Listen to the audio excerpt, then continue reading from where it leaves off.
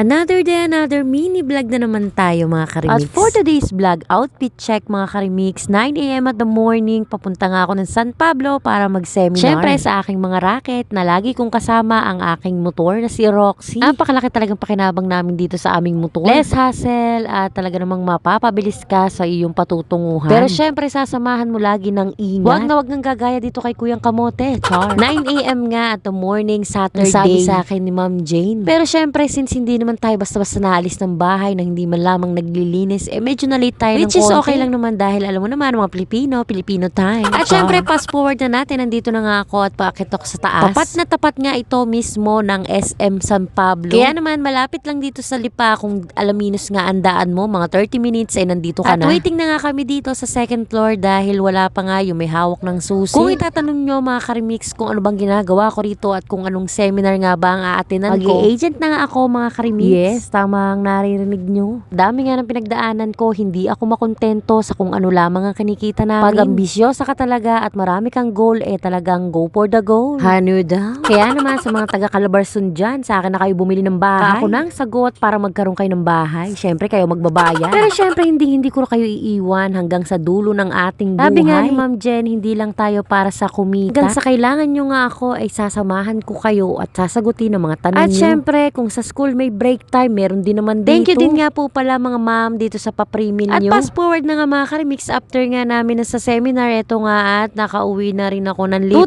2:30 nga natapos ang aming seminar, mabilis lang din naman ang biyahe ko, kaya eto at nakauwi na rin ako sa bahay. Nang makauwi nga ako sa bahay, eto sabog ang messenger ko dahil Saturday ngayon ay singilan time. Oh yes mga karimix, sa mga nakakakilala sa akin dito sa Lipa. Hindi lang po tayo basta online seller, alam na nila yan. O diba, mabubuhay ka basta masipag ka at madiskarte ka sa buhay. Huwag patamad-tamad para hindi tayo ngumanga at nang di rin tayo umasa sa kung sino ang magbibigay at tutulong sa'yo. Kung kami nga ay hindi pa rin ako kontento sa aming kinikita sa pang-araw-araw, kaya naman gumagawa pa rin kami ng ibang paraan para nga madagdagan ang aming extra income. Wala rin po kaming trabaho, parehas ni Habibi, talagang racket lang. Maniwala kayo sa hindi, malaki ang binabayaran namin monthly. Bukod nga yung upa namin dito sa inuupahan namin, bukod sa binabayaran naming bahay na amin talaga. Kaya nga kailangan ng doble-doble kayo. At past 4 PM na nga ng hapon, pumitas nga si Habibi sa pananim niya ng papaya at ng malunggay. Una nga akala ko ay magagata siya pero magbubulang lang pala. Sa mga hindi nakakaalam kung anong bulang lang, i-search nyo na lang sa Google. Hindi ako pihikan at mas okay sa akin yung mga ganitong ulam kasi hindi nga ako kumakain ng pork. At dahil bulang lang nga lang ito, ay mabilis lang tong maluto. Samahan pa ng tuyo, o diba napakasarap? Saktong-sakto nga ang tuyo sa ating bulang lang na papaya with malunggay. Yung amoy na amoy mo pa lang talagang yung gutom ko doble-doble na. Sirang-sira na naman talaga ang diet ko for today's video. At yun lang muna for today's video mga karimix. Maraming